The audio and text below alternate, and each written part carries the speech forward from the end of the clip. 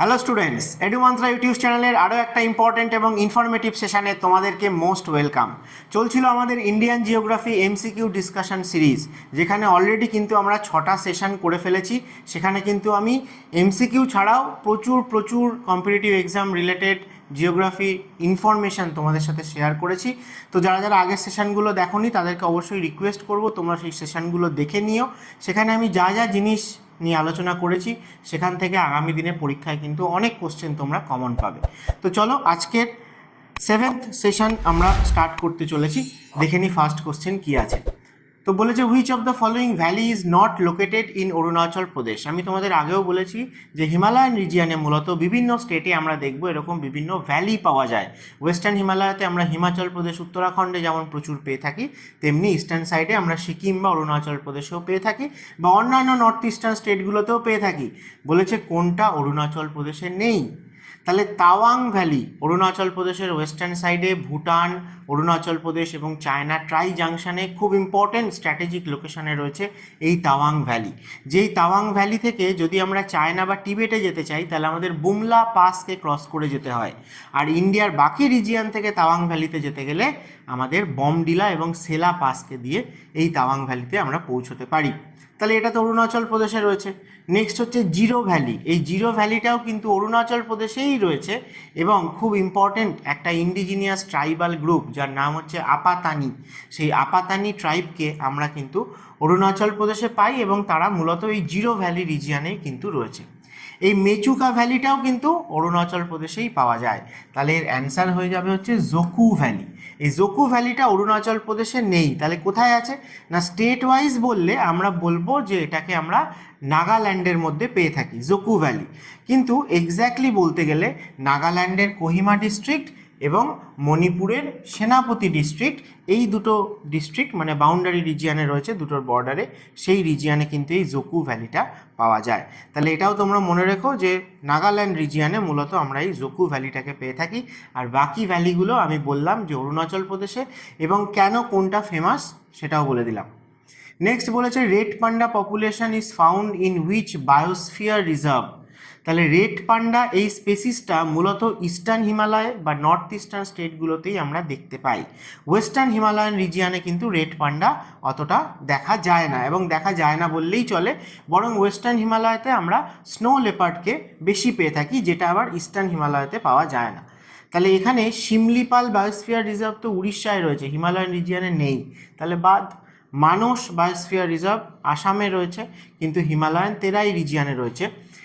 কিন্তু রেড পান্ডাকে আমরা আরেকটু হাই অল্টিটিউড যে রিজিয়ন সেখানে পেয়ে থাকি। নন্দা দেবী বায়োস্ফিয়ার রিজার্ভ তো উত্তরাখণ্ডে রয়েছে ওয়েস্টার্ন হিমালয়, তাহলে বাকি পড়ে থাকে কাঞ্চনজঙ্ঘা বায়োস্ফিয়ার রিজার্ভ, সেখানে আমরা কিন্তু রেড পান্ডা পপুলেশন দেখতে পাই। তাহলে রেড পান্ডা পপুলেশন সিকিমে স্টেট ওয়াইজ বলতে গেলে সব থেকে বেশি রয়েছে সিকিমে। নেক্সট হচ্ছে অরুণাচল প্রদেশে। অরুণাচল প্রদেশে বিভিন্ন ন্যাশনাল পার্ক যেমন মৌলিং ন্যাশনাল পার্ক, যেরকম ধরো নামদাফা ন্যাশনাল পার্ক, এগুলোতে কিন্তু রেড পান্ডা দেখতে পাওয়া যায়। স্টেট ওয়াইজ সব থেকে বেশি রেড পান্ডা সিকিমে পাওয়া যায়, নেক্সট পাওয়া যায় অরুণাচল প্রদেশে। কিন্তু তোমাদেরকে যদি জিজ্ঞেস করা হয় যে কোন ন্যাশনাল পার্কে বা কোন ফরেস্টে সব থেকে বেশি রেড পান্ডা পপুলেশন রয়েছে, তাহলে কিন্তু অ্যান্সার হবে সিঙ্গলীলা ন্যাশনাল পার্ক, যেটা আমাদের ওয়েস্ট বেঙ্গলের দার্জিলিংয়ে রয়েছে। কোনো একটা পার্টিকুলার ফরেস্টের বেসিসে বললে কিন্তু সিঙ্গলীলা ন্যাশনাল পার্কে আমরা সব থেকে বেশি রেড পান্ডা পপুলেশন পেয়ে থাকি। এবং তার সাথে সাথে আমরা কালিম্পংয়ে যে রয়েছে ন্যাওড়া ভ্যালি ন্যাশনাল পার্ক, সেখানেও কিন্তু অল্প বিস্তর রেড পান্ডা পপুলেশন দেখতে পাই। এছাড়া অরুণাচল প্রদেশে তো আমি বললামই রেড পান্ডা পাওয়া যায়, মানে সিকিমের পরে সব থেকে বেশি অরুণাচল প্রদেশেই পাওয়া যায়। এছাড়া আমরা যদি দেখি যে মেঘালয়তে গারো হিলস রয়েছে, এবং গারো হিলসের হাইয়েস্ট পিক হচ্ছে নকরেক। এই রিজিয়নেও কিন্তু রয়েছে নকরেক বায়োস্ফিয়ার রিজার্ভ। সেই নকরেক বায়োস্ফিয়ার রিজার্ভেও কিন্তু আমরা রেড পান্ডা পপুলেশন দেখতে পাই, এবং প্রজেক্ট রেড পান্ডা 1994-এ স্টার্ট হয়েছিল। ঠিক আছে, রেড পান্ডা পপুলেশনকে আরও প্রোটেক্ট করার জন্য বা তাদের সংখ্যা আরও বাড়ানোর জন্য। তো এই হচ্ছে মূলত ইন্ডিয়াতে রেড পান্ডা যে সমস্ত জায়গাতে আমরা দেখতে পাচ্ছি। নেক্সট কোশ্চেন চলো। নেক্সট কোশ্চেন বলছে কি দেখা যাক, বলছে যে which two rivers are demarcating the boundary between West Bengal and Sikkim. Sikkim ইন্ডিয়ার এমন একটা স্টেট যে সেখানে যেতে গেলে শুধুমাত্র একটা স্টেটের ভেতর দিয়েই যেতে হয়, অর্থাৎ সিকিমের সাথে স্টেট বাউন্ডারি একটাই স্টেটের রয়েছে, সেটা হচ্ছে ওয়েস্ট বেঙ্গল। তাহলে ওয়েস্ট বেঙ্গলের কোন কোন ডিস্ট্রিক্ট না দার্জিলিং ডিস্ট্রিক্ট এবং কালিম্পং ডিস্ট্রিক্ট, এই দুটোর সাথে সিকিমের বাউন্ডারি রয়েছে। তো তার মধ্যে আমরা দেখতে পাবো যে দার্জিলিং এবং সিকিমের বাউন্ডারি দিয়ে ফ্লো করছে রঙ্গিত রিভার, এবং কালিম্পং আর সিকিমের বাউন্ডারিতে আমরা পাবো এই রংপো রিভারটাকে।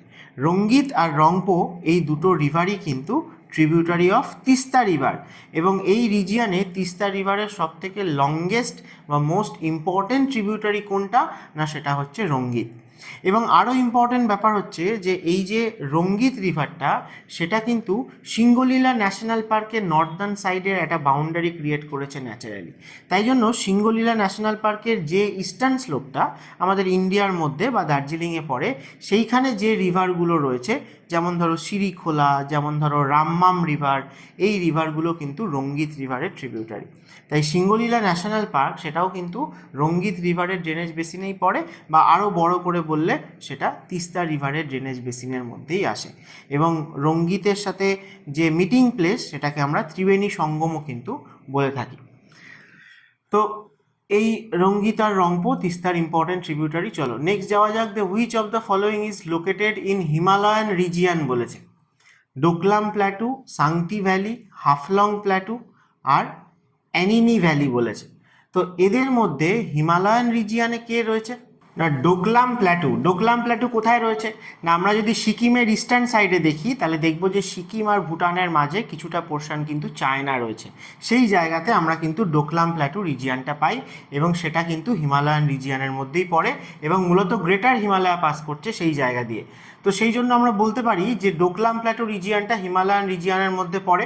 তবে এখানে সাংটি ভ্যালি এবং এই অ্যানিনি এই দুটো জায়গাও কিন্তু খুবই ক্লোজ। তোমরা যদি দেখো যে অরুণাচল প্রদেশের ওয়েস্টার্ন সাইডে আমরা সাংটি ভ্যালিকে পেয়ে থাকি, যদিও সেটা অত হাই অল্টিটিউডে নয়, মিডল হিমালয়ান রেঞ্জে বা তার সাউদার্ন স্লোপে আমরা পেয়ে থাকি। ঠিক অ্যানিনি বলেও একটা ছোট্ট টাউন রয়েছে যেটা অরুণাচল প্রদেশের একদম ইস্টার্ন সাইডে পাওয়া যায়, ঠিক আছে। তো সেটাও কিন্তু অরুণাচল প্রদেশেই রয়েছে এবং মিডল হিমালয় বা তার সাউদার্ন স্লোপে রয়েছে। সেই রেসপেক্টে দেখতে গেলে ডোকলাম প্ল্যাটু কিন্তু অনেক হাই অল্টিটিউডে রয়েছে। ডোকলাম প্ল্যাটু রিলেটেড আমি ডিটেলসে কিন্তু আগের যে সেশনটা সেখানে আলোচনা করেছি, তোমরা চাইলে সেটা দেখে নিতে পারো। আর এখানে রয়েছে হাফলং প্ল্যাটু। হাফলং প্ল্যাটু কোথায় রয়েছে না আসামে রয়েছে, সাউথ আসাম, অর্থাৎ মেঘালয় জয়ন্তিয়া হিলস থেকে যদি ইস্টার্ন সাইডে আমরা দেখি তাহলে আমরা দেখব যে মেঘালয়া প্ল্যাটুর কিছু এক্সটেনশন আমরা আসামের মধ্যে পেয়ে থাকি। মেঘালয়া প্ল্যাটুকে বলা হয় যে পেনিনসুলার প্ল্যাটুরই পার্ট, কিন্তু কিছুটা ইস্টার্ন সাইডে যেন সরে গেছে, কিছুটা সেপারেটেড হয়ে গেছে ছোটো নাগপুর প্ল্যাটু থেকে। ছোটো নাগপুর প্ল্যাটুর ইস্টার্ন মোস্ট হিল হচ্ছে রাজমহল হিলস, এবং তার থেকে মেঘালয়া প্ল্যাটু অর্থাৎ তার western most hill Garo hills separate হয়ে রয়েছে মালদা গ্যাপ দিয়ে, এবং একে আমরা গারো রাজমহল গ্যাপও বলে থাকি। তাহলে মেঘালয়া প্ল্যাটু অরিজিনালি দেখতে গেলে পেনিনসুলার প্ল্যাটু বা ছোটো নাগপুর প্ল্যাটুর পার্ট বা তারই এক্সটেনশন। মেঘালয়া প্ল্যাটুরও কিছু এক্সটেনশন আমরা আসামের মধ্যে পেয়ে থাকি, যেটাও কিন্তু ইন্ডিয়ান পেনিনসুলার পার্ট। খুব ইম্পর্ট্যান্ট, আসামে মিকির এবং রেগমা হিলস, তার সাথে এই সাউথ আসামে হাফলং প্ল্যাটু বা এটাকে কার্বি অ্যাংলং প্ল্যাটুও বলা হয়ে থাকে। অথবা এই জায়গায় একটা হিলস পাওয়া যায় যার নাম হচ্ছে চাঁচার হিলস। এগুলো সবই কিন্তু আসামে, বাট এরা মেঘালয়া প্ল্যাটুর এক্সটেনশন, অর্থাৎ এরা ইন্ডিয়ান পেনিনসুলারই কিন্তু পার্ট। মানে ইন্ডিয়ান পেনিনসুলার যেরকম ধরনের জিওলজি, তার যা এজ যবে সে তৈরি হয়েছিল, তার রক স্ট্রাকচার যেটা, সেটা কিন্তু মেঘালয়া প্ল্যাটু বা এগুলোর সাথেও মেলে। নেক্সট বলেছে the longest roadway bridge in India is the Bhupen Hazarika সেতু which is build on which river. খুব ইম্পর্টেন্ট। তাহলে ভূপেন হাজারিকা সেতু এটা কোথায় রয়েছে, আসামে রয়েছে, এবং ভূপেন হাজারিকা সেতু আমরা তৈরি করেছি লোহিত রিভারের ওপর, ঠিক আছে। তাহলে লোহিত রিভার একটা important left bank tributary of Brahmaputra, এবং সাদিয়ার কাছে এসে এই লোহিত রিভার এবং তার সাথে আরও একটা রিভার সেটা হচ্ছে দিবং রিভার, এরা দুজন ব্রহ্মপুত্রের সাথে মিট করেছে, এবং ব্রহ্মপুত্রের খুব ইম্পর্টেন্ট দুটো মানে হিমালয়ান রিভার বা পেরিনিয়াল ট্রিবিউটারি আমরা বলতে পারি। সেই সাদিয়ার কাছেই লোহিত রিভারের ওপরে দুটো জায়গা, একটা হচ্ছে সাদিয়া আর একটা হচ্ছে ঢোলা, এই দুটো জায়গাকে কানেক্ট করে যে ব্রিজ, তাকেই আমরা বলি ভূপেন হাজারিকা সেতু, অথবা এটাকে ঢোলা সাদিয়া ব্রিজও কিন্তু বলা হয়। এটা প্রেজেন্টলি ইন্ডিয়ার মধ্যে লংগেস্ট রোডওয়ে ব্রিজ, ঠিক আছে, যেটা লোহিত রিভারের ওপর রয়েছে এবং সাদিয়ার কাছেই রয়েছে। প্রায় 28 কিলোমিটার মতো এর লেন্থ রয়েছে। কিন্তু যদি বলা হয় যে longest road and railway, road cum railway একসাথে, এরকম ব্রিজও কিন্তু ইন্ডিয়াতে প্রচুর আছে। তোমরা দেখবে গঙ্গার ওপরেও আমরা প্রচুর পাই, পাটনা বলো, বেনারস বলো, প্রচুর জায়গায় এরকম ব্রিজ রয়েছে যেখানে রোড এবং রেল একসাথে রয়েছে। তো সেরকম ব্রিজের রেসপেক্টে যদি লংগেস্ট ব্রিজ বলা হয়ে থাকে তাহলে সেটা হয়ে যায় বগিবিল ব্রিজ। এই বগিবিল ব্রিজটা আসামেই রয়েছে, কিন্তু এটা ব্রহ্মপুত্র রিভারের ওপর রয়েছে। ঠিক আছে, তাহলে ভূপেন হাজারিকা সেতু আমরা লোহিতে পাবো এবং ব্রহ্মপুত্র রিভারের ওপরে আমরা পাবো হচ্ছে বগিবিল ব্রিজ। এই ব্রিজগুলো তৈরি হওয়ার আগে একটা সময় পাটনায় গঙ্গার ওপরে ছিল মহাত্মা গান্ধী সেতু, সেইটা ছিল longest road cum railway bridge of India. যাই হোক, আমরা প্রেজেন্টটাই মনে রাখবো। নেক্সট বলেছে লার্জেস্ট রিভারাইন আইল্যান্ড মাজুলি, যার কথা আমরা সবাই জানি, is located at the confluence of which rivers. তাহলে কোন কোন রিভারের মিটিং প্লেসে হয়েছে না, আমরা তো বলি যে মাজুলি নাকি রয়েছে ব্রহ্মপুত্র রিভারে, ব্রহ্মপুত্র রিভারের একটা রিভারাইন আইল্যান্ড, কিন্তু সেখানে ব্রহ্মপুত্রের একটা ট্রিবিউটারিও এসে নিশ্চয়ই মিট করেছে। তাহলে এই মাজুলি কোথায় রয়েছে বললে আমরা কি বলি না, দুটো জায়গার নাম নেওয়া হয়। একটা হচ্ছে জোরহাট, যেটা ব্রহ্মপুত্রের লেফট ব্যাঙ্কে রয়েছে, আর আরেকটা হচ্ছে লখিমপুর, যেটা ব্রহ্মপুত্রের রাইট ব্যাঙ্কে রয়েছে। এই ব্রহ্মপুত্রের রাইট ব্যাঙ্কে লখিমপুরের কাছেই ব্রহ্মপুত্রের সাথে এসে মিট করেছে ব্রহ্মপুত্রের largest tributary Subansiri river. Subansiri river কিন্তু টিবেট থেকে আসছে এবং গ্রেটার হিমালয়ারও আরও নর্দার্ন সাইড থেকে আসছে, তাই জন্য ব্রহ্মপুত্র রিভারের মতো সুবনশিরি রিভারকেও আমরা কিন্তু অ্যান্টিসিডেন্ট রিভার বলতে পারি। আর এই সুবনশিরি সবথেকে বেশি ওয়াটার এবং সেডিমেন্ট ব্রহ্মপুত্রতে কন্ট্রিবিউট করে, তাই এদের মিটিং প্লেসেই কিন্তু তৈরি হয়েছে ওয়ার্ল্ডের লার্জেস্ট রিভারাইন আইল্যান্ড মাজুলি। খুব ইম্পর্ট্যান্ট, তোমরা মনে রেখো যে লখিমপুর বা জোরহাট এই দুটো হচ্ছে নিয়ারেস্ট টাউন, ব্রহ্মপুত্রের দুই পাড়ে দুটো টাউন রয়েছে, আর সুবনশিরির সাথে মিটিং প্লেসেই মাজুলি এই আইল্যান্ডটা ফরমেশন হয়েছে। ব্রহ্মপুত্র রিভার বেডে আসামে প্রচুর এরম আইল্যান্ড পাওয়া যায়, তার মধ্যে আরও একটা ইম্পর্টেন্ট আইল্যান্ড হচ্ছে ডিব্রু সাইখোয়া, যেটা কিন্তু সাদিয়ার কাছে রয়েছে, এবং এই ডিব্রু সাইখোয়া আইল্যান্ডটাকে বেস করে ডিব্রু সাইখোয়া বায়োস্ফিয়ার রিজার্ভও কিন্তু রয়েছে।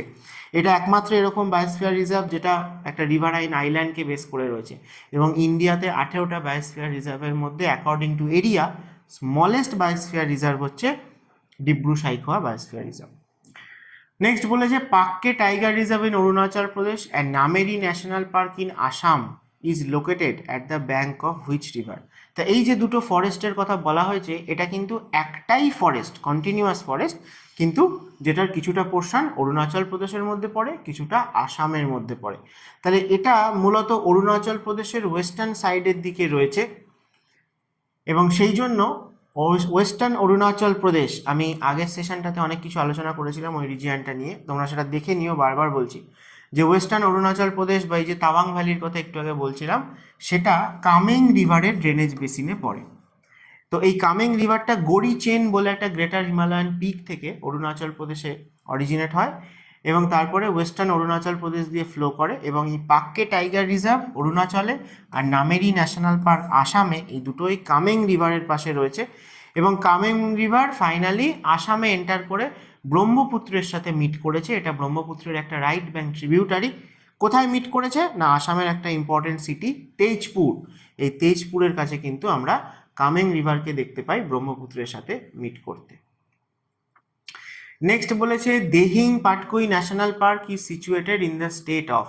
দেহিং পাটকই, পাটকই নামের কিন্তু একটা মাউন্টেন রেঞ্জ বা হিলস আমরা বলতে পারি, পাটকই হিলস রয়েছে, পাটকই রেঞ্জ, যাকে আমরা বলে থাকি ইন্ডিয়া এবং মায়ানমারের মধ্যে কিন্তু ওয়াটারশেড, যেটা কোথায় রয়েছে না অরুণাচল প্রদেশের একদম ইস্টার্ন সাইডে গিয়ে রয়েছে পাটকই রেঞ্জ।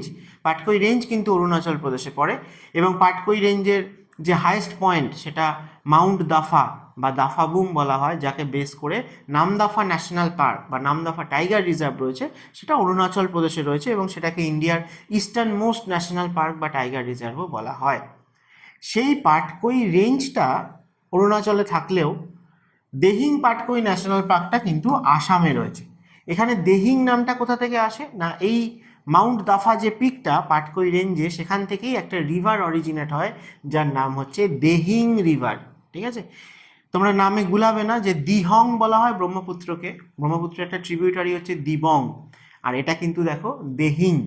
এই দিহিং রিভারটা পাটকই রেঞ্জ থেকে অরিজিনেট হয়েছে, মানে অরুণাচল প্রদেশে আছে, তারপরে সে আসামে এন্টার করেছে এবং ফাইনালি আসামের যে অয়েল ফিল্ডগুলো রয়েছে, হ্যাঁ, মানে ডিগবয়, ঠিক আছে, তো দিসপুর, ডিব্রুগড়, ওই রিজিয়ান দিয়ে এই রিভারটা ফ্লো করেছে এবং ফাইনালি ব্রহ্মপুত্রেরই এটা একটা লেফট ব্যাঙ্ক ট্রিবিউটারি। কোন রিভার? দিহিং রিভার। তো আসামের ইস্টার্ন সাইডে যে জায়গা দিয়ে দিহিং রিভারটা ফ্লো করছে সেই জায়গাতে এই রিভারের পাড়েই রয়েছে দিহিং পাটকুই ন্যাশনাল পার্ক। এটা আগে ওয়াইল্ড লাইফ স্যাংচুয়ারি ছিল, লাস্ট কয়েক বছরের মধ্যে এটা ন্যাশনাল পার্ক হিসেবে ডিক্লেয়ার করা হয়েছে।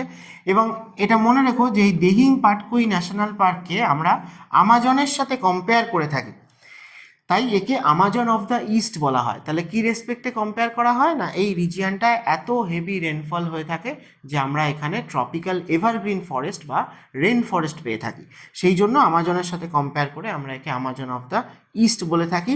কয়েক বছর আগে ডিগবয়তে আগুন লেগেছিল, তো সেই সময় কিন্তু এই ন্যাশনাল পার্কটারও কিছুটা রিজিয়ন অ্যাফেক্টেড হয়। এবং সবথেকে বড় কথা যে রেন ফরেস্ট কিন্তু এভারগ্রিন ফরেস্ট এখানে আমরা পেয়ে থাকি এবং খুব রিচ বায়োডাইভার্সিটি সেই জন্য এখানে দেখা যায় এবং ভাস্ট লো ল্যান্ড আমরা কিন্তু এখানে পেয়ে থাকি। আর আসামের একদম ইস্টার্ন সাইড বললাম, ডিব্রুগড় এবং তিনসুকিয়া সেই ডিস্ট্রিক্টে এই ন্যাশনাল পার্কটা রয়েছে। নেক্সট কোশ্চেন বলেছে largest fresh water lake in north east India. Largest natural fresh water lake of India আমরা জানি উলার লেক, তাই না? কাশ্মীরে রয়েছে, ঝিলাম ফ্লো করছে যে লেকের মধ্যে দিয়ে। লার্জেস্ট লেক অফ ইন্ডিয়া বললে আমরা চিল্কাকে বলে থাকি। তো এখানে বলেছে নর্থ ইস্ট ইন্ডিয়ার মধ্যে লার্জেস্ট ফ্রেশ ওয়াটার লেক কোনটা? তাহলে নর্থ ইস্ট ইন্ডিয়াতে এখানে যে লেকগুলো দেওয়া আছে সেগুলো সবই দেখো, সেলা লেক কোথায় আছে?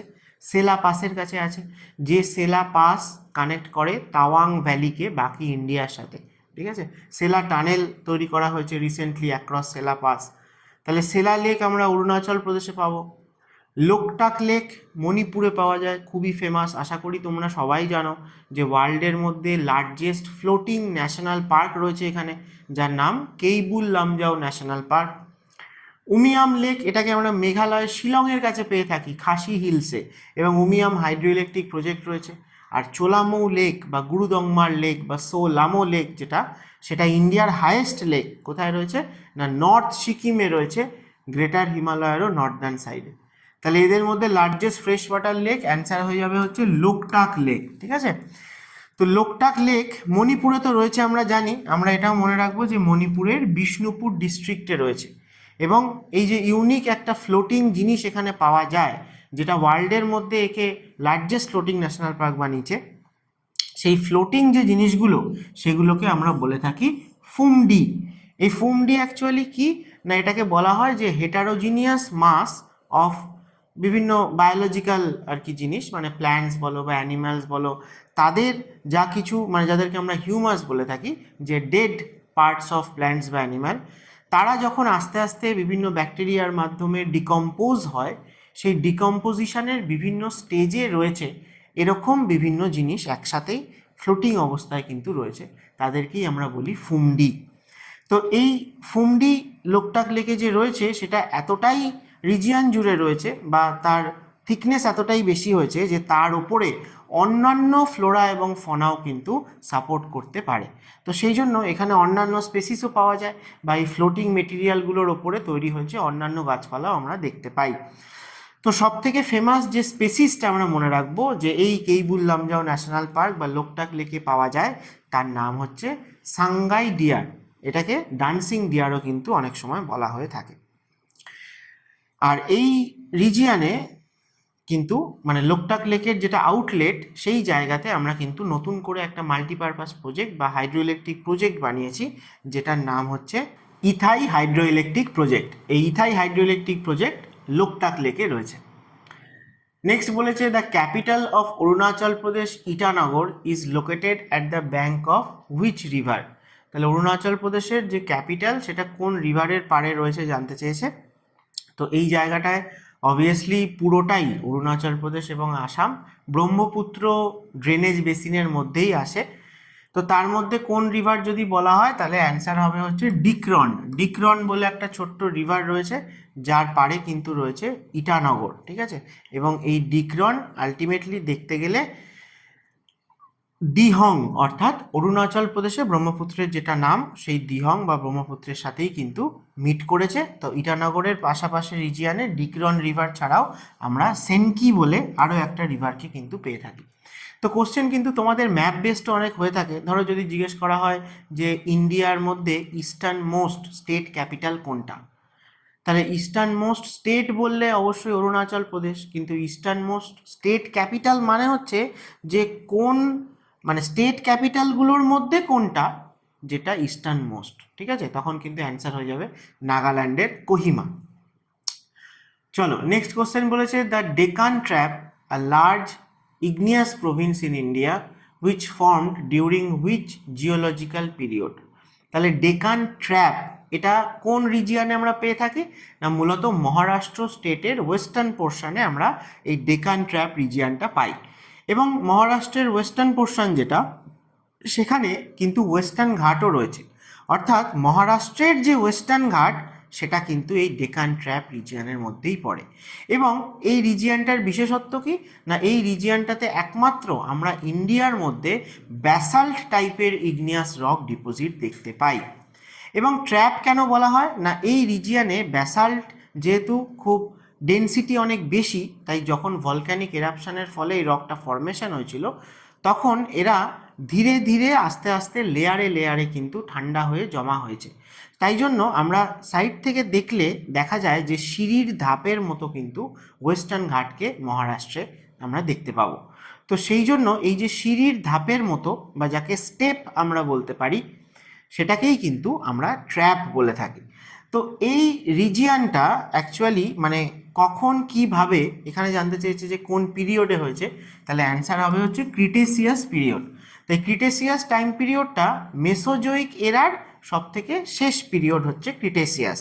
তাহলে এই সময় কি হয়েছিল না, ইন্ডিয়ান পেনিনসুলা আসলে গন্ডোয়ানা ল্যান্ড বলে একটা ল্যান্ডমাসের পার্ট ছিল এবং আগে সাউদার্ন হেমিসফিয়ারে ছিল, এবং আফ্রিকা, আন্টার্কটিকা, অস্ট্রেলিয়ান প্লেটের সাথে একসাথে ছিল ইন্ডিয়ান প্লেট বা ইন্ডিয়ান পেনিনসুলা ল্যান্ডমাসটা। কিন্তু যখন আস্তে আস্তে গন্ডোয়ানা ল্যান্ড ব্রেক করে যায় এবং ইন্ডিয়ান পেনিনসুলা সাউদার্ন হেমিসফিয়ার থেকে নর্দার্ন হেমিসফিয়ারের দিকে তার জার্নি স্টার্ট করে, আফ্রিকা এবং মাদাগাস্কার এই রিজিয়নের সাথে ইন্ডিয়ান প্লেটের একটা সেপারেশন হয়, এবং এই দুটো প্লেটের মাঝে যে জাংশন, যে বাউন্ডারি, সেই রিজিয়নে ওশানিক ক্রাস্টে ফল্ট লাইন বা ক্র্যাক তৈরি হয়, সেখান থেকে ভলক্যানিক এরাপশান হয়। এবং যেহেতু ওশান ফ্লোর থেকে ভলক্যানিক এরাপশান হয়, অর্থাৎ সীমা লেয়ার থেকে হয়, তাই ব্যাসাল্টিক রকের নতুন ক্রাস্ট তৈরি হয়। এবং সেই সময় ইন্ডিয়ান পেনিনসুলার এই ওয়েস্টার্ন পোর্শনটা, অর্থাৎ গুজরাট, মধ্যপ্রদেশের ওয়েস্টার্ন পার্ট, মহারাষ্ট্র, গোয়া, কর্ণাটক, এই রিজিয়নটা এই ফল্ট লাইনের ওপর দিয়ে পাস করে, এবং আমরা বলি যে এই রিজিয়নে একটা ভলক্যানিক হটস্পট ছিল।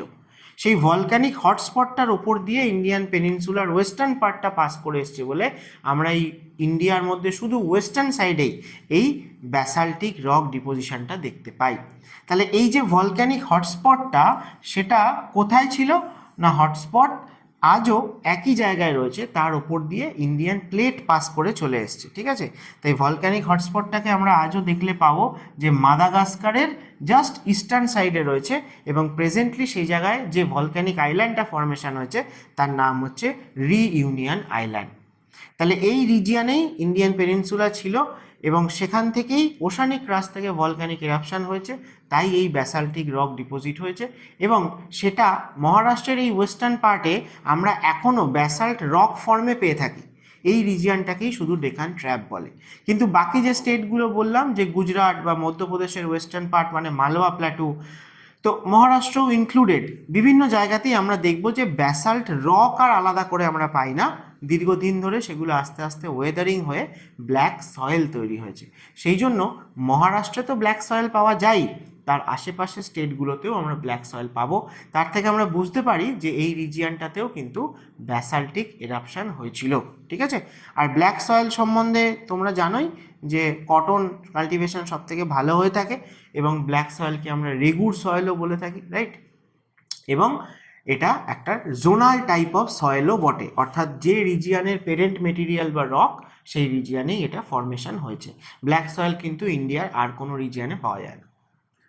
নেক্সট বলছে the Indian peninsula was once part of which ancient super continent.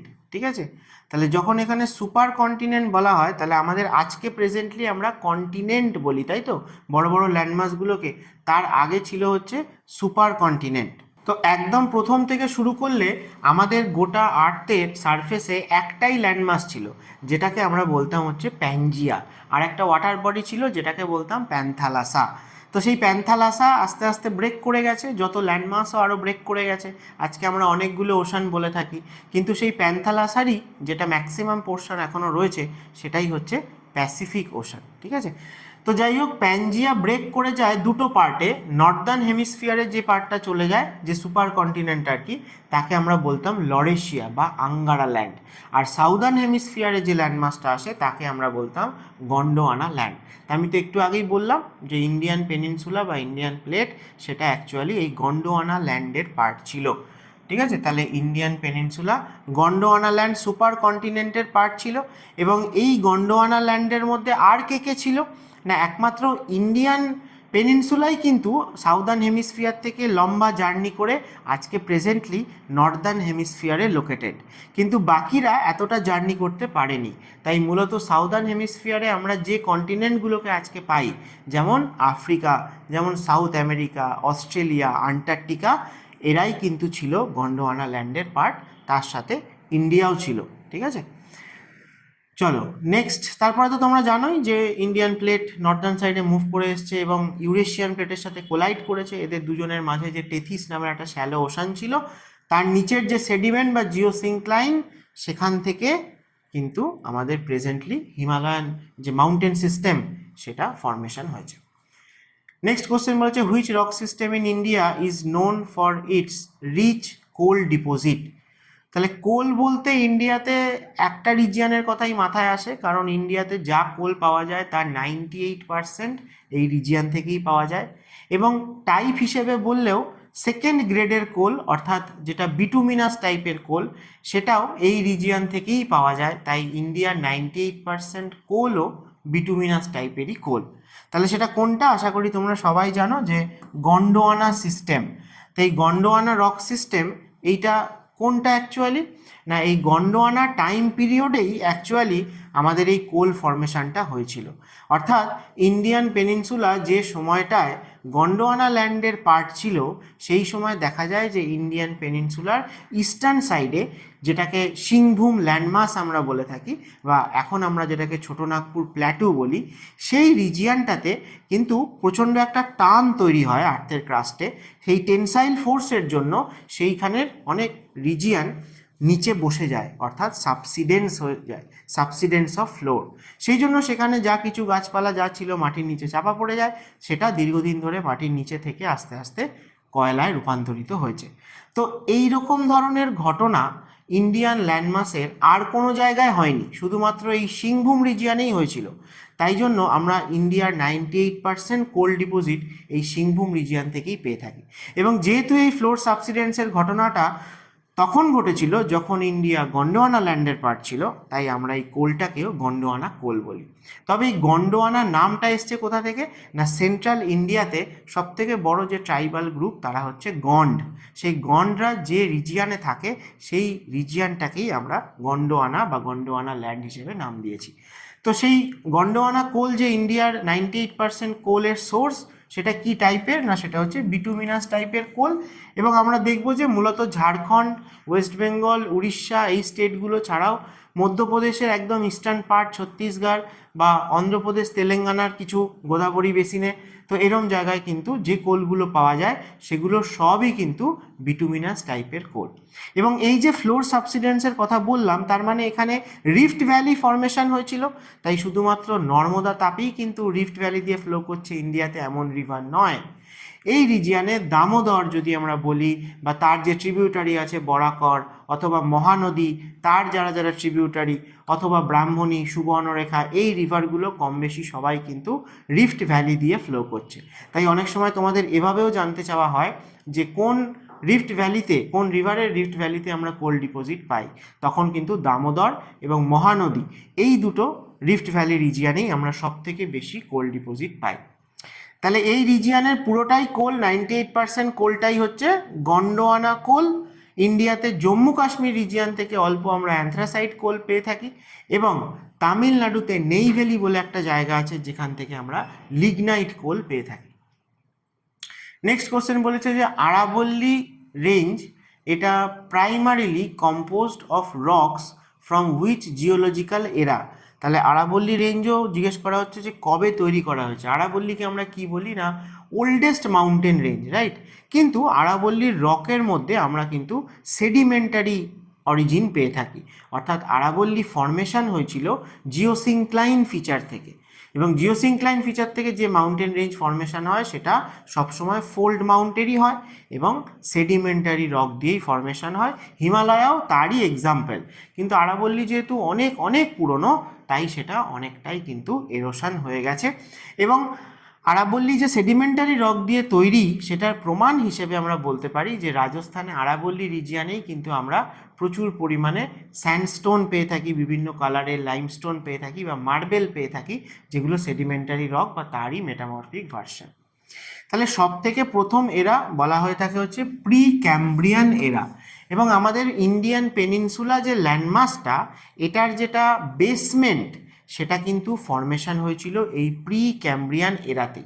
কিন্তু এই প্রি ক্যাম্ব্রিয়ান এরাতে দুটো টাইম পিরিয়ডের কথাও আমি এখানে বলবো, যে একটা হচ্ছে আর্কিয়ান টাইম পিরিয়ড আর একটা হচ্ছে প্রোটেরোজোইক টাইম পিরিয়ড। এই দুটোকে কেন মনে রাখবো না, দুটোই প্রি ক্যাম্ব্রিয়ান এরার মধ্যেই পড়ে। প্রি ক্যাম্ব্রিয়ান এরাতে আর্কিয়ান পিরিয়ডে আমাদের পেনিনসুলা ইগনিয়াস রক দিয়ে ফর্মেশন হয়েছে, তো সেই জন্য আমরা কিন্তু পেনিনসুলাকে আর্থের যে ওল্ডেস্ট কন্টিনেন্টাল ক্রাস্টগুলো রয়েছে তার মধ্যেও একটা বলে থাকি, এবং সেখানে বলা হয় যে সেটা কোন টাইপের রক সিস্টেম দিয়ে তৈরি না আর্কিয়ান রক সিস্টেম। তার মানে যে রক সিস্টেমটা প্রিক্যাম্ব্রিয়ান এরার আর্কিয়ান টাইম পিরিয়ডে তৈরি হয়েছিল সেটাই মূলত ইন্ডিয়ান পেনিনসুলার বেসমেন্ট বা ফান্ডামেন্টাল কমপ্লেক্স আমরা বলে থাকি, ঠিক আছে? তো সেটা আর্কিয়ান রক সিস্টেম এবং যার মেন রক হচ্ছে গ্রানাইট। সেই জন্য ইন্ডিয়ান পেনিনসুলার কোন টাইপের রক দিয়ে তৈরি বললে আমরা বলি যে গ্রানাইট বা তার মেটামরফিক ভার্সন, নিস, সিস্ট, এইগুলো পাওয়া যায়। রক সিস্টেম বললে আর্কিয়ান বলা হয়। প্রিক্যাম্ব্রিয়ান এরাতে আর্কিয়ান টাইম পিরিয়ডের জাস্ট পরেরটাই হচ্ছে প্রোটেরোজোইক, এবং এই প্রোটেরোজোইক টাইম পিরিয়ডেই কিন্তু আরাবল্লী রেঞ্জটা ফর্মেশন হয়েছিল, যেটা নিয়ার অ্যাবাউট প্রায় 2.5 বিলিয়ন ইয়ার্স এগো। এবং একটা সময় মনে করা হয় যে এটা হিমালয়ের থেকেও হয়তো অল্টিটিউড অনেক বেশি ছিল, কিন্তু এতদিন ধরে অনেকটাই এরা মানে রেসিডুয়াল নেচারের হয়ে গেছে, অনেকটাই এখন আমরা ক্ষয়জাত পর্বত বলে থাকি। তাহলে যদি তোমায় জিজ্ঞেস করা হয় যে which type of mountain is আরাবল্লী, তাহলে কিন্তু আমরা বলবো রেসিডুয়াল মাউন্টেন, ক্ষয়জাত পর্বত। কিন্তু যদি বলা হয় যে অ্যাকর্ডিং টু ফরমেশন অথবা originally which type of mountain was আরাবল্লী, তখন কিন্তু অ্যান্সার হবে ফোল্ড মাউন্টেন, ঠিক আছে? কিন্তু কিছু না বললে বা প্রেজেন্টলি বললে সেটা অবশ্যই রেসিডুয়াল মাউন্টেন। এবং রিসেন্টলি তোমরা নিশ্চয়ই নিউজে খোঁজখবর রাখো, যে কারেন্ট অ্যাফেয়ার্স পড়ো, যে আরাবল্লী রিলেটেড কিন্তু রিসেন্টলি সুপ্রিম কোর্টেরও অনেক রায় বেরিয়েছিল, যে সেখানে যে এক্সট্রিম পরিমাণে ডিফরেস্টেশন বা মাইনিং মাফিয়া অ্যাক্টিভ রয়েছে সেই রেসপেক্টে। আবার আরাবল্লী না থাকলে কিন্তু আস্তে আস্তে ওয়েস্টার্ন উত্তরপ্রদেশ, হরিয়ানা এই রিজিয়ানগুলো ডেজার্ট হয়ে যাবে, কারণ উইন্ড এরোশনের মাধ্যমে থর ডেজার্ট বা রাজস্থান থেকে স্যান্ড উড়ে এসে কিন্তু এই উত্তরপ্রদেশ বা হরিয়ানা এই জায়গাটায় ডিপোজিট হবে। অলরেডি এমনটা অনেক দিন ধরে দেখাও যাচ্ছে, এবং ওয়েস্টার্ন উত্তরপ্রদেশে অ্যালুভিয়াল সয়েলের ওপরে এরকম স্যান্ডি ডিপোজিটগুলোকে আমরা ভুর নামেও লোকালি কিন্তু বলে থাকি। তাহলে আরাবল্লী একটা ন্যাচারাল ওয়াল বা বেরিয়ারের মতো ছিল। আরাবল্লী না থাকলে কিন্তু এই প্রবলেমটা আরও অনেক বেশি দেখা যাবে, আরও অনেক তাড়াতাড়ি হবে। সেই জন্য আরাবল্লী গ্রিন ওয়াল প্রজেক্ট বলেও কিন্তু বিভিন্ন প্রজেক্ট নেওয়া হচ্ছে, বিশেষ করে দিল্লির আশেপাশের রিজিয়ানগুলোতে। তোমরা সেগুলো ভালো করে নিউজের দিকে খবর রেখো, সেখান থেকেও কোশ্চেন হবে। নেক্সট বলেছে the Karakoram is often refer to as.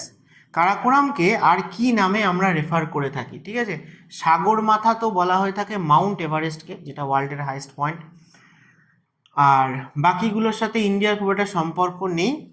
The third pole on earth, কারাকোরামকে আমরা এটা বলে থাকি যে থার্ড পোল অন আর্থ। কেন বলা হয়? তার কারণ হচ্ছে যে কারাকোরাম রেঞ্জেই দেখা গেছে যে দুটো পোলার রিজিয়ানকে আর্থের বাদ দিলে পরে ওয়ার্ল্ডের সব থেকে বেশি গ্লেশিয়ার রয়েছে কারাকোরাম রেঞ্জে। তো সেই জন্যই এটাকে থার্ড পোল অন আর্থ বলা হয়। ওয়ার্ল্ডের মধ্যে লার্জেস্ট গ্লেশিয়ার যদি বলো তাহলে সেটা আন্টার্কটিকাতে রয়েছে, তার নাম হচ্ছে ল্যাম্বার্ট গ্লেশিয়ার। কিন্তু পোলার রিজিয়নকে যদি আমি বাদ দিয়ে কথা বলি তাহলে শুধু ম্যাক্সিমাম নাম্বার অফ গ্লেশিয়ারই নয়, সব থেকে লম্বা বা লার্জেস্ট গ্লেশিয়ারও আমরা কিন্তু কারাকোরাম রেঞ্জেই পাই। এবং এই জায়গায় তোমাদের একটা জিনিস ভালো করে বলে দিই, মনে রাখো যে ইন্ডিয়ার লার্জেস্ট বা লংগেস্ট গ্লেশিয়ার বললে আমরা অ্যান্সার করি কি সিয়াচেন। সিয়াচেন কারাকোরামে রয়েছে। কিন্তু যদি তোমাকে ইন্ডিয়া না বলে শুধু জিজ্ঞেস করা হয় যে কারাকোরাম রেঞ্জের লার্জেস্ট বা লংগেস্ট গ্লেশিয়ার কোনটা, তাহলে অপশানে যদি ফেটচেঙ্কো থাকে সেটা কিন্তু রাইট অ্যান্সার হবে। কারণ কারাকোরাম রেঞ্জের মধ্যে লার্জেস্ট গ্লেশিয়ার ফেটচেঙ্কো, বাট সেটা ইন্ডিয়াতে নেই, কারাকোরামের নর্দার্ন স্লোপে রয়েছে এবং সেটা তাজিকিস্তানে পড়ে। কারাকোরামের সাউদার্ন স্লোপটাই শুধুমাত্র আমরা ইন্ডিয়াতে লাদাখ প্ল্যাটুর দিকে পাই এবং সেখানে সিয়াচেন হচ্ছে লার্জেস্ট। কিন্তু ওভারঅল কারাকোরামের সেকেন্ড লার্জেস্ট গ্লেশিয়ার হচ্ছে সিয়াচেন। বাকি তোমরা দেখবে যে প্রচুর গ্লেশিয়ারের নাম কারাকোরাম রেঞ্জের মানে আমাদের কোশ্চেনে বহুবার জিজ্ঞেস করা হয়, বিভিন্ন পরীক্ষায় পাবে। তার মধ্যে কিছু ফেমাস তো আছেই, যেমন বালতোরো, সালতোরো, বিয়াফো, হিসপার, ঠিক আছে, রিমো গ্লেশিয়ার, নুব্রা গ্লেশিয়ার, এরকম প্রচুর গ্লেশিয়ার কিন্তু আমরা কারাকোরাম রেঞ্জে পাই। তাই সেইটাকেই আমরা কিন্তু থার্ড পোল অন আর্থ বলে থাকি। তোমাদের আমি বলেই দিলাম যে ল্যাম্বার্ট গ্লেশিয়ার আন্টার্কটিকায় রয়েছে, কিন্তু লার্জেস্ট নন পোলার গ্লেশিয়ার যদি বলে পোলার রিজিয়ানে নেই তাহলে সেটা ফেটচেঙ্কো তাজিকিস্তানে, এবং সেকেন্ড লার্জেস্ট নন পোলার গ্লেশিয়ার যদি বলে তাহলে সেটা হচ্ছে আমাদের ইন্ডিয়ার লার্জেস্ট বা লংগেস্ট গ্লেশিয়ার যেটা সিয়াচেন, সেটা হবে। সিয়াচেন গ্লেশিয়ার নিয়ে আরও দু চার কথা শেয়ার করি যে সেই সিয়াচেন গ্লেশিয়ার রিজিয়ানটা পাকিস্তান চুপি চুপি কিন্তু অকুপাই করে নেওয়ার চেষ্টা করছিল, কিন্তু আমরা পাকিস্তানের এগেনস্টে 1984-এ অপারেশন মেঘদূত লঞ্চ করেছিলাম এবং সিয়াচেন গ্লেশিয়ারকে আবার ইন্ডিয়ার আওতায় নিয়ে এসেছিলাম। তারপর থেকে সিয়াচেন গ্লেশিয়ারের যে টপমোস্ট পয়েন্টগুলো সেই জায়গাতে কিন্তু ইন্ডিয়ান আর্মি প্রেজেন্সি রয়েছে এবং এটা পুরোটাই গ্লেশিয়েটেড রিজিয়ান এবং শীতকালে এর টেম্পারেচার -50-ও নিচে চলে যায়। তাহলে সেই অর্থে দেখতে গেলে কিন্তু খুবই টাফ তেরেইন, কিন্তু এর লোকেশন স্ট্র্যাটেজিক্যালি খুব ইম্পর্টেন্ট। কারণ সিয়াচেন গ্লেশিয়ার যদি চায়না বা পাকিস্তান কারোর একজনের দখলে চলে যায় তাহলে কিন্তু বাই ল্যান্ড চায়না এবং পাকিস্তানের মধ্যে দিয়ে কানেক্টিভিটিটা আরও অনেক ইজি হয়ে যাবে। এবং ইন্ডিয়ার একদম নর্দার্ন মোস্ট পয়েন্ট যেটাকে আমরা ইন্দিরা কল বলি, সেটা কিন্তু সিয়াচেন গ্লেশিয়ারেরই একদম নর্থ ওয়েস্টার্ন কর্নারে রয়েছে এবং এই জায়গাটা একটা রেঞ্জ রয়েছে যার নাম হচ্ছে ইন্দিরা রিজ, সেই জায়গা থেকেই আমরা ইন্দিরা কল বলে থাকি।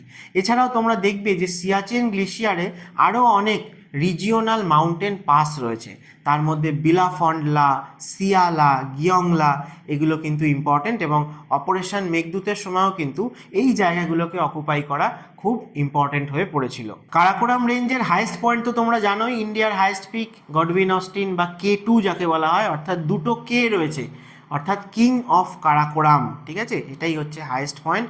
তাছাড়াও তোমরা দেখবে যে মাসের ব্রুম, গাছের ব্রুম, তারপরে ব্রড পিক, এরকম কিন্তু আদার পিকও কারাকোরামে রয়েছে। আর সবথেকে যেটা ইম্পর্টেন্ট সেটা হচ্ছে কারাকোরাম রেঞ্জটা ইন্ডিয়ার নর্দার্ন সাইডে একটা ন্যাচারাল বেরিয়ারের মতো এক্সিস্ট করছে, বা ইন্ডিয়ান সাবকন্টিনেন্টও বলা যায় ন্যাচারালি যদি আমরা বলি। তাই কারাকোরাম রেঞ্জ কিন্তু ইন্ডিয়ার মোস্ট ইম্পর্টেন্ট একটা ওয়াটার শেডও বটে, কারণ কারাকোরামের নর্দার্ন সাইডে তাজিকিস্তান, চায়নায় আমরা এক টাইপের রিভার বেসিন পাই, আর কারাকোরামের সাউদার্ন সাইডে আমরা পাই লাদাখ প্ল্যাটু, যেটা পুরোটাই কিন্তু রয়েছে ইন্দাস রিভারের ড্রেনেজ বেসিনে। তাই জন্য কারাকোরাম রেঞ্জও ইন্ডিয়ার নর্দার্ন সাইডে একটা ইম্পর্টেন্ট ওয়াটার শেড হিসেবে কাজ করছে। তো চলো আজকের ভিডিওটা এই অবধিই থাক, অনেক কিছু ডিসকাশন করলাম। যদি তোমাদের ভালো লেগে থাকে, মনে হয় যে তোমরা নতুন কিছু জানতে পারলে, শিখতে পারলে, তাহলে কিন্তু অবশ্যই ভিডিওটাতে একটা লাইক করো, বাকি তোমাদের চেনা জানা বন্ধুবান্ধবদের সাথে শেয়ার করো এবং আমাদের এডুমন্ত্রা চ্যানেলটাকে অবশ্যই সাবস্ক্রাইব করো। আর আমার আগের সেশনগুলো যারা দেখোনি সবাই সেগুলো দেখে নাও, তাহলে তোমাদের কাছে প্রচুর ইনফরমেশনের স্টক হবে।